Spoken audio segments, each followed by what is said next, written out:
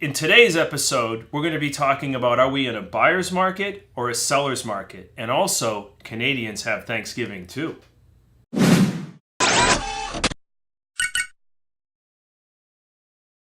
So in the spirit of being accurate, which I always feel is very important, and also holding myself accountable that if I say something that wasn't correct, to correct it. We got some feedback in the last episode, and actually, to my fault, Canadians do have Thanksgiving. It happens on November 10th. My good friend Sonia let me know, and I had a few other people chime in. So Canadians do have Thanksgiving. It's not quite as theatrical as us Americans do, but we do everything theatrical. So I just want to have that clarity for that point. Now, moving into, are we into a buyer's market or a seller's market? What is a buyer's market? What is a seller's market?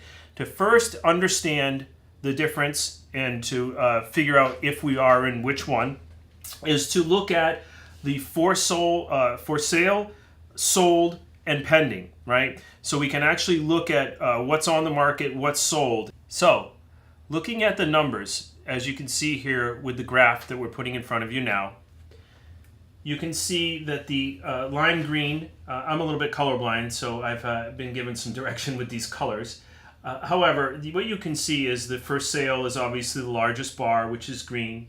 And then you have kind of a turquoise number, which is sold. And then you have these little yellow, dark yellow triangles, which is what's pending. So pending means that it's under contract and to be sold.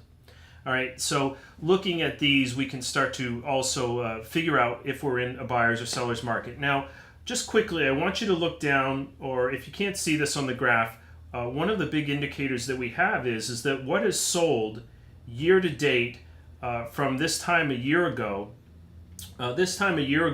We had 265 units that were sold. And again, these are Martin County numbers, so this is a broad overview. All right. August of 16, this year, we had 241 units sold. So we're down 9.1%. Also, what's pending is down 13.7%. And you can see that August 15, we had 248 units pended. August 16, we have 214 pended. So we're down 13%. However, the same amount of properties have come on the market. So we have the same amount of properties coming on the market, fewer pended and fewer sold. So, we're down as far as those numbers are concerned. Now we can figure out moving into the months of inventory, okay? So the months of inventory is calculated, okay, by dividing the number of properties for sale divided by the number of properties sold. So again, months of inventory, or MOI, is the number of properties for sale divided by the number of properties sold. Okay? So that's very important because that's what tells us whether we're in a buyer or seller's market. Okay? Now, a buyer's market is more than 6 months of inventory. Okay, so obviously if you have a higher amount of properties on the market, you have more to look at, more options. That would be a buyer's market. A seller's market is indicated by 3 months or less of inventory. So looking at the graph over the last year, you can see that right around the middle of last year, we were very, very close to a full seller's market. We had 3.3 months of inventory, okay? Now, progressively, that moved up 3.7, 4.2, 4.8. Now, this indicates that we're moving towards a buyer's market. And we had a little dip down in December. Like, remember the seasons of buying? If you guys remember that last episode, that towards that third quarter, we don't have as many solds. So that's why that kind of dipped down.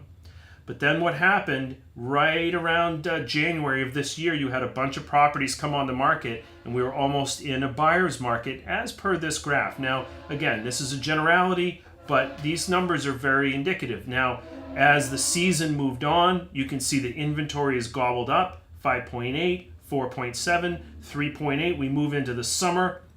Now we get into third quarter, and again, back into these seasons of buying, you can start to see that the inventory is starting to creep back up. All right.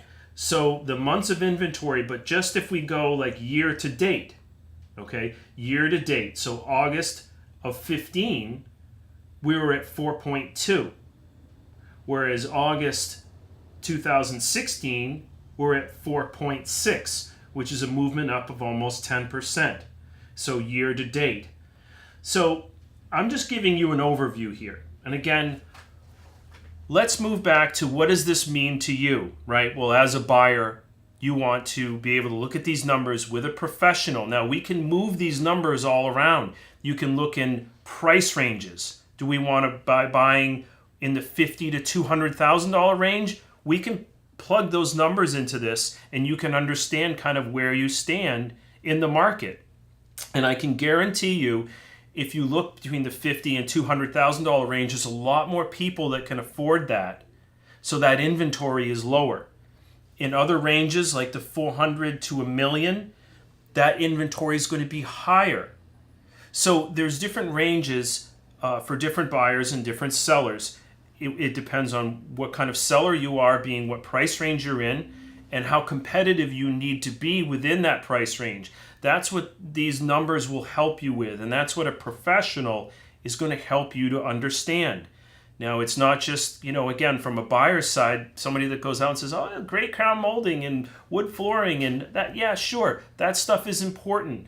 But also, what is the value? Where do you stand? These are the things that are very, very important from your purchasing standpoint. And as a seller, where do you stand in relation to the market? We can also look at these things and see trends.